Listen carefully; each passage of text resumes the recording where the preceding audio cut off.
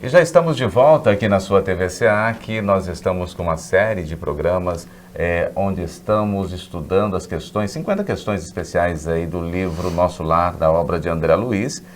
Lembrando a você que em breve Sidney Fernandes e Ailton Paiva estarão lançando mais uma obra. De volta ao Nosso Lar, aqui pela editora SEAC. Hoje nós não estamos com o Sidney Fernandes, mas nós estamos com o Renato Leandro de Oliveira. Renato, obrigado pela sua presença, para dar continuidade. Maravilha. Eu que agradeço a oportunidade de poder falar um pouco sobre Nosso Lar. Vamos falar. Nós estamos falando de várias questões, né? Uma das questões que nós levantamos no último programa, né? Na parte espiritual. Como que nós entendemos aí o dever de atender a todos que nos procuram? Todos que nos procuram na ala espiritual, tem que ser atendido? Nós falávamos, né, a respeito dessa questão no programa anterior, em que há um caso específico na colônia Nosso Lar, em que uma irmã, um espírito solicita a entrada em Nosso Lar e essa entrada foi negada. E a gente estranhou, né, porque inicialmente a gente imagina que todos são atendidos e todos realmente precisam do apoio e são monitorados. Mas no caso específico, né, o que havia sido relatado é que aquela criatura, na verdade, ela estava tentando, de certo modo, enganar, né, as pessoas que a recebiam, dissimulando uma situação na qual ela... Artimanhas do encarnados, né? Exatamente.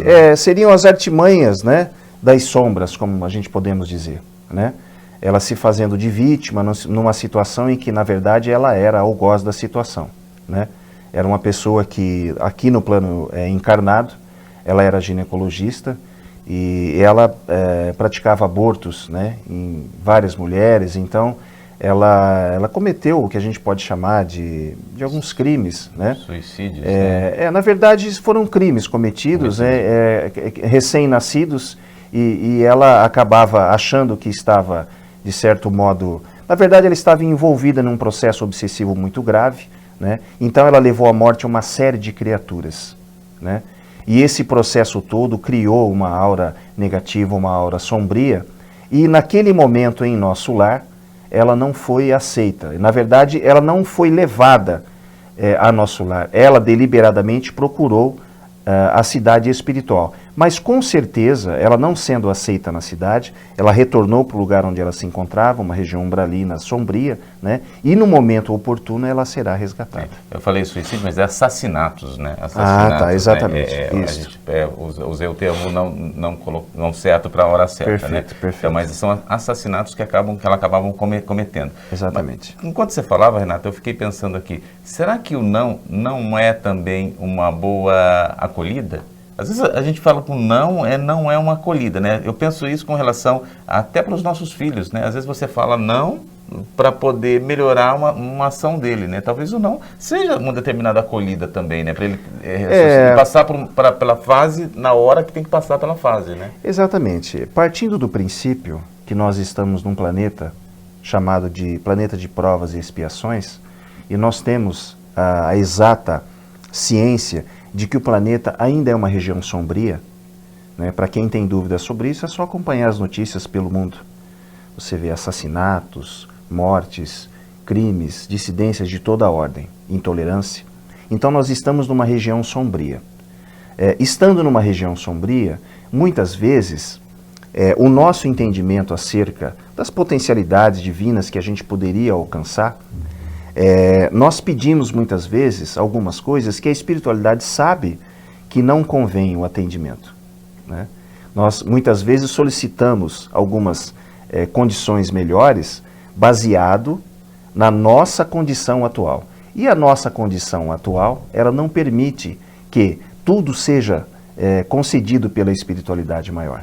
Então, nesse aspecto, sim, algumas vezes nós teremos negativas, porque muitas vezes é necessário saber pedir.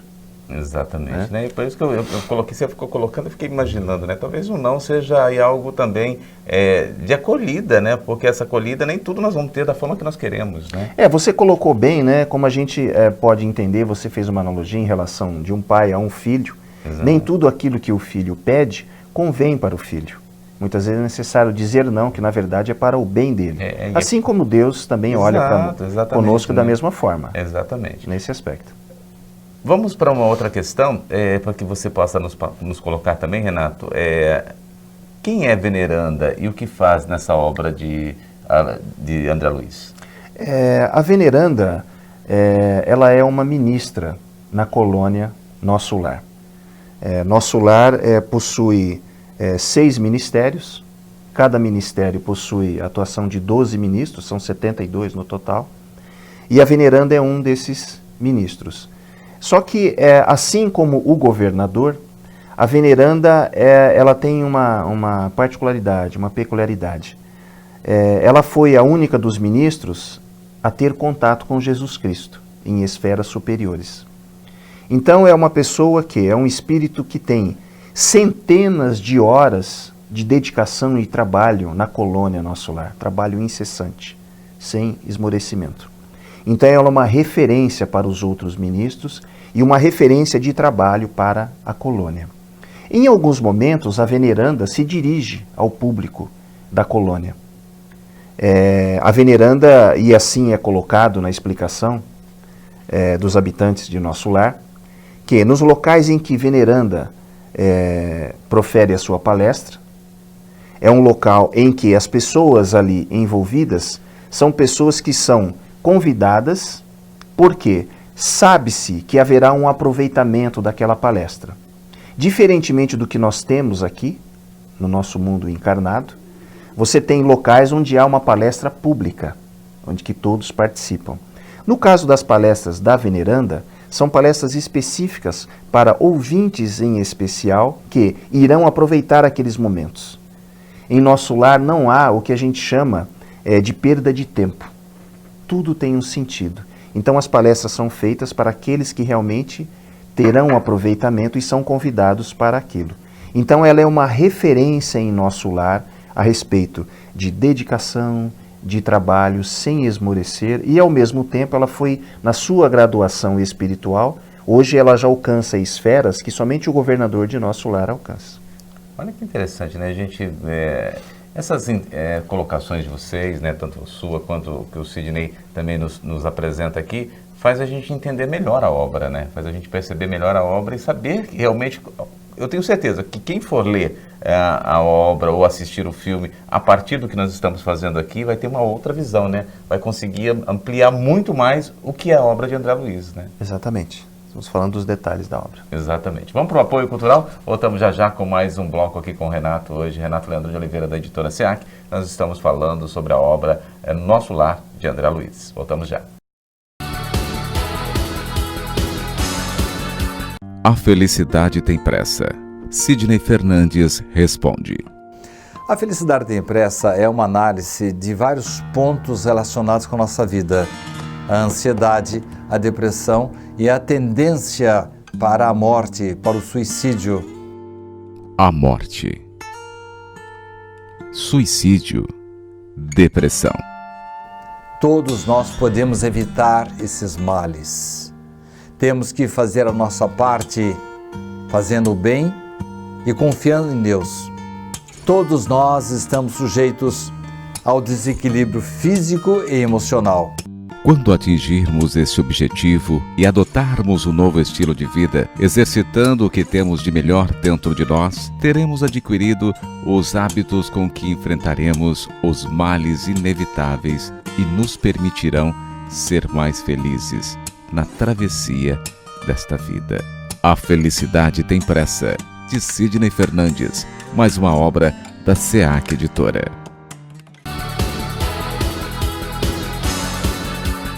Estamos de volta aqui na sua TV SEAC. Nós estamos falando com o Renato Leandro de Oliveira sobre a obra Nosso Lar, 50 questões que nós estamos discutindo aqui, uma série de programas que você vem acompanhando conosco. Lembrando você que esses programas também estão no nosso canal no YouTube, pela internet, onde você poderá acompanhar aí.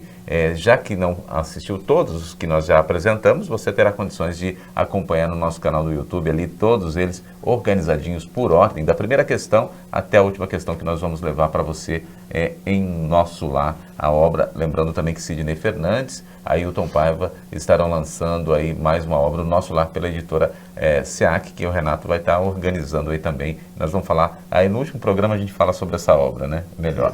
Mas nós falávamos aqui sobre a veneranda, né, e conversávamos um pouquinho no nosso apoio, enquanto você tinha um apoio cultural aí, o Renato lembrando de questões que é importante também a gente lembrar aqui sobre essas palestras, né, da veneranda, né, que é importante nós colocarmos também, né, Renato? Exato.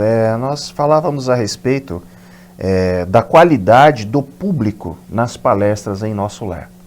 Então nós temos hoje aqui, na nossa realidade, as chamadas palestras públicas, em que qualquer pessoa pode ter acesso a esses conteúdos. Em nosso lar é diferente.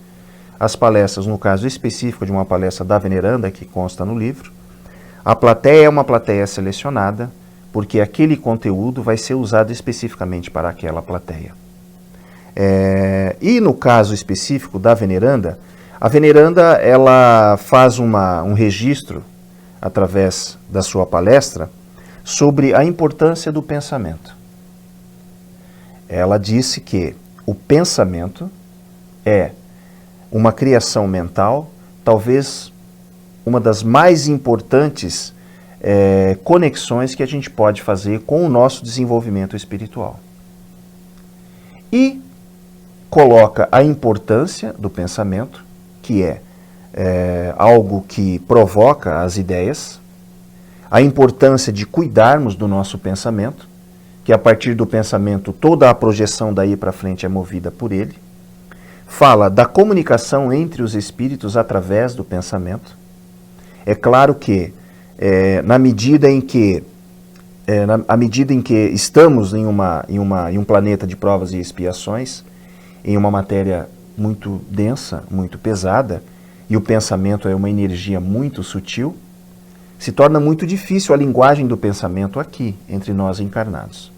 Na medida em que estamos no plano espiritual, não necessariamente em nosso lar, que é uma colônia de transição, à medida em que avançamos na nossa graduação espiritual, nós podemos utilizar o pensamento para a comunicação. Não é necessário mais a linguagem verbal. E há uma colocação da veneranda nesse aspecto que nos leva a pensar em outros aspectos da evolução espiritual. Além do pensamento, que ela coloca como uma ferramenta, ela faz o seguinte questionamento. Tendo o homem a ciência de que o pensamento é energia criadora, é uma energia que possibilita as ideias, as ações, podemos nos comunicar com ele, só isso já é suficiente para a sua evolução espiritual? Uma boa questão, né? Boa questão. E a resposta é não. Por quê? Mesmo tendo o cuidado com os nossos pensamentos, o cultivo de bons pensamentos, é necessária a ação. Então, a ação é o complemento do pensamento. Jesus Cristo também dizia que ele não ficaria apenas no verbo, ele partiria para a ação. Então, a veneranda coloca a importância do pensamento como a raiz, a matriz das ideias. Então seria a questão, o verbo se fez carne, né? Então, ele se materializou através da ação. Né? Exatamente. Você fez uma boa analogia. Porque você tem o verbo, ele vai se materializar e se fez carne. Fez carne. E aí a gente pode colocar os desdobramentos do processo e da importância do mundo da matéria, como estamos aqui encarnados, Exato. Onde a gente pode praticar a ação advinda do pensamento. Então, quando você me colocou, ficou bem claro, né? Essa questão da própria palavra de Jesus, né? Ali na Bíblia que diz, né? E o verbo se fez carne, porque quando você falou do pensamento, ele tem que ter ação. E como que nós vamos ter ação? Materializados como carne hoje. Exatamente. Né? E isso a gente consegue. E além dessa ação da carne, como nós conhecemos, é importante também a ação intelectual. Ou seja, nós temos o nosso trabalho físico, que é importante, e na colônia nosso lar, as pessoas também trabalham, realizam atividades. E também realizam as atividades intelectuais. Então a ação, ela também vista como a ação física, a ação prática e também a ação intelectual. Mas a ação intelectual sempre com um interesse maior, para que esse exercício intelectual tenha proveito de alguma ação prática. Olha que aula, é isso que é importante nós estarmos avaliando, né? Entender que esse processo todo... Mas tem uma das ações que você acaba falando, né? E a gente vai dessa materialização, desse processo todo, né? Do pensamento. Por que é tão difícil agir? né? Nós até, eu acredito, pelo menos nós quando ser humano, eu como ser humano, você também, muitos dos pensamentos você quer ajudar uma pessoa, você quer produzir algo, e por que muitas desses pensamentos não se transformam em ação, Renato? Na verdade, uma boa parte do que a gente fala que dispara as nossas ações, os motivos eles são dos mais variados. Há um exercício que nós acompanhamos nas obras espíritas, que é o exercício da caridade, que você deve praticá-la, você deve conduzir o seu trabalho sempre fugindo da inércia, porque através da prática da caridade cria-se um hábito do trabalho. E a partir desse hábito, quase como um dínamo entre pensamento e ação, aquele movimento tornará-se um hábito. Não será mais necessário um esforço para que você transforme a sua ideia em ação. Porque muita gente tem, às vezes, a ideia, olha, vamos ajudar ao próximo, vamos cabular, mas não partem para a ação. Então, muitas vezes, são colocadas, às vezes, dificuldades em nossas vidas, para que, a partir da dificuldade, a gente estabeleça um grau de ação e reação em cima daquela dificuldade, para que a gente parta para a ação. Então, muitas vezes, há muita sabedoria, às vezes, em ditados populares. A pessoa fala, poxa vida, olha, já estou com a água subindo aqui, já estou quase me afogando, então eu parti para a ação. Na verdade, é uma sabedoria imensa nisso. Exatamente. Ou seja, foi a dificuldade, a necessidade que levou à ação. Muitas vezes Deus trabalha dessa forma. São colocados pequenos obstáculos para que a gente se movimente, crie esse dinamismo e saia simplesmente, apenas como diz a veneranda, apenas do mundo das ideias. E vá para a ação. Às vezes é necessário uma dificuldade. Eu até vejo, né, a gente sempre questiona nisso, né, quando conversa com as pessoas, vai falar, mas Deus me fez isso, Deus fez aquilo, né? Eu tenho uma construção de que não é Deus que faz. Eu acho que Deus permite que aconteça para você poder se mexer. Bem colocado, bem colocado. Eu não acredito que, né, porque se nós vamos pensar que Deus vai fazer isso contra ele, então nós estamos pensando que Deus é mau.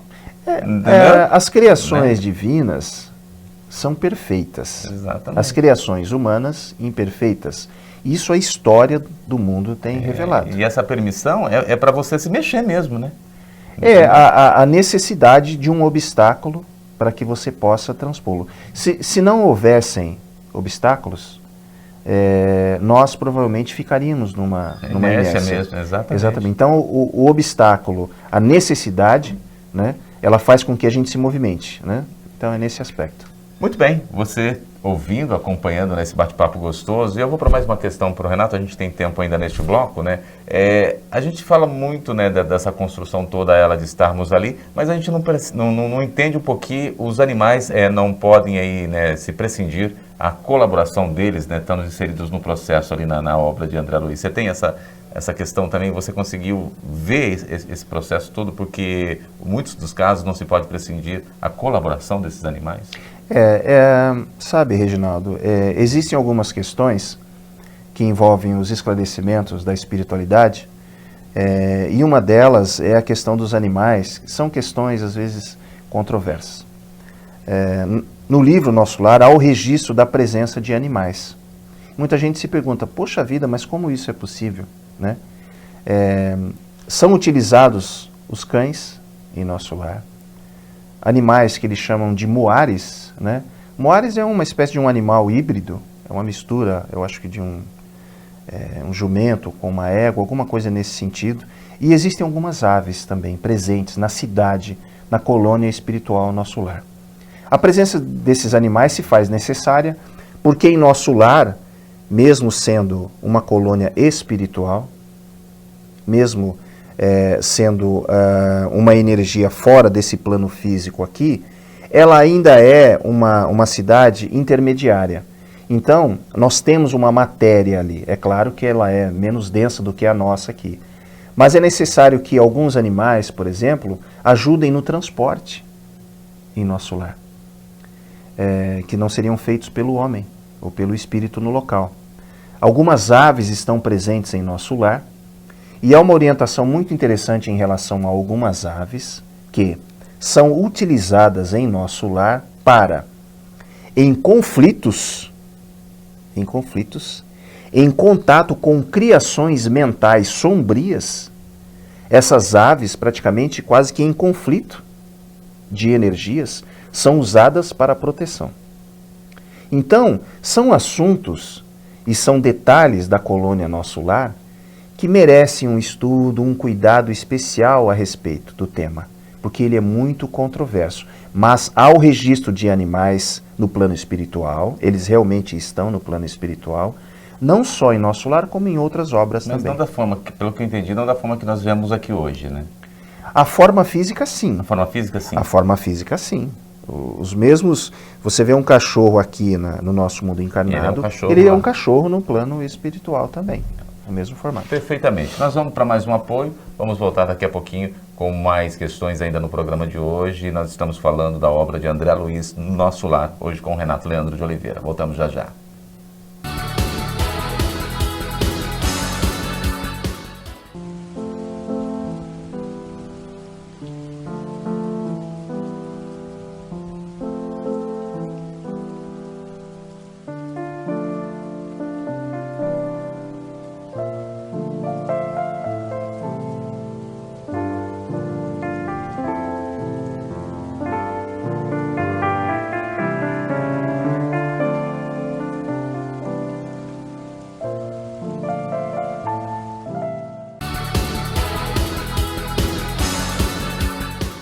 Muito bem, já estamos de volta aqui na sua TV SEAC, conversando com o Renato Leandro de Oliveira, as questões importantes do livro Nosso Lar, da obra de André Luiz, as 50 questões que estamos discutindo aqui no nosso programa.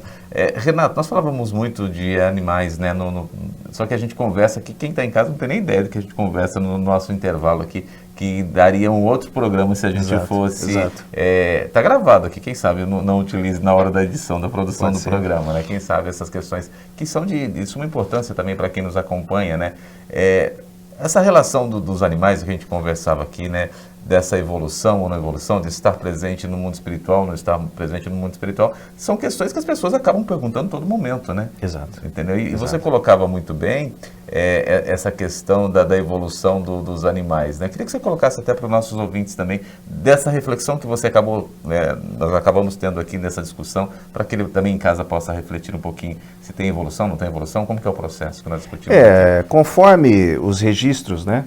Organizados por Kardec nas obras básicas, somente o Livro dos Espíritos, Kardec pergunta se a inteligência animal ela é semelhante à inteligência humana.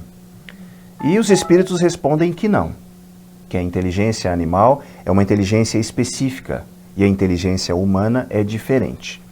É claro que na vida em comum que nós temos, e eu diria não no plano espiritual, mas no mundo aqui entre nós encarnados, muita gente tem a proximidade com os animais, e não é raro a gente ouvir alguém falando assim, nossa, o meu cachorrinho ele é muito inteligente, às vezes parece gente, né?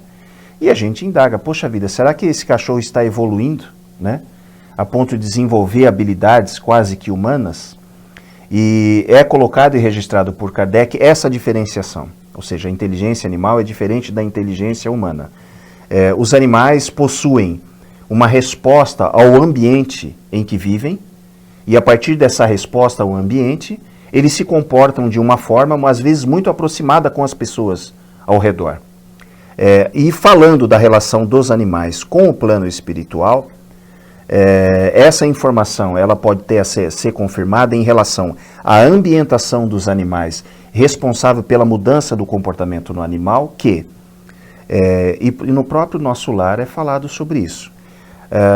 Existem colônias que estão numa graduação acima de Nosso Lar. Nosso Lar é uma graduação de transição, é um local de transição. Graduações mais elevadas, também se registra a presença de animais que apresentam comportamentos também mais elevados. Ou seja, a participação dos animais ela se torna mais efetiva de acordo com o seu ambiente. Então, essa graduação acontece, mas ela é diferente da inteligência humana. A graduação humana é uma coisa e a graduação animal é outra coisa. Então, é importante a gente separar nesse aspecto. Mas cada um no seu momento e na sua hora certa, né? Exatamente. Vamos ter mais questões para você no nosso programa de hoje. O Renato nos colocando aqui, essa discussão é importante para você também avaliar aí o que você já conhece da obra de André Luiz, né, O Nosso Lar, e também fazer as suas reflexões. A próxima questão que eu pergunto para você, Renato, os recém-chegados aí ao umbral podem receber noções de fraternidade e fé, ideias novas para o seu raciocínio? Essa questão é uma questão que no livro Nosso Lar é detalhado um caso específico em que uma senhora ela é retirada de uma região, da região umbralina, está sendo levada para uma câmara de retificação, né? E nesse propósito ela conta para André Luiz rapidamente como foi a sua passagem na Terra. Ela era uma pessoa que tinha posses e possuía vários escravos que trabalhavam para ela na propriedade. E ela fazia a condução e na sua relação com os escravos o que a grande maioria fazia, com o desrespeito. Havia muita morte de escravos, havia os abusos feitos por esse período sombrio, né, que nós temos, e ela, convivendo nesse ambiente, se dizia uma pessoa de fé. Então, o que ela fazia quando estava aqui encarnada? Mesmo com todos os problemas colocados na propriedade dela, o abuso aos escravos às vezes que morriam de tanto apanhar, ela procurava sempre uma igreja e fazia a sua caridade, procurava a igreja, ia até o confessionário, falando dos problemas que ela tinha, falando daquilo que de repente podia estar errado e que ela achava que também de repente fazia certo. Enfim, ela fazia aquilo que ela considerava a obrigação de uma pessoa cristã. Mas no seu dia a dia era bem diferente o comportamento, não era nada cristão. Quando chega ao plano espiritual, ela vai para um umbral. Nós já falamos aqui anteriormente, que é uma região sombria de criações mentais da própria pessoa. E ela é retirada, depois de um longo período, do umbral. E quando ela está se dirigindo à retificação, ela acha que foi um absurdo o período que ela passou no umbral, porque ela não merecia isso, afinal ela era uma pessoa cristã, fazia caridade e se confessava constantemente. Mas quando foi interpelada por André Luiz sobre as ações dela, ela mostrava que realmente não basta você fazer a caridade, não basta você ir ao confessionário.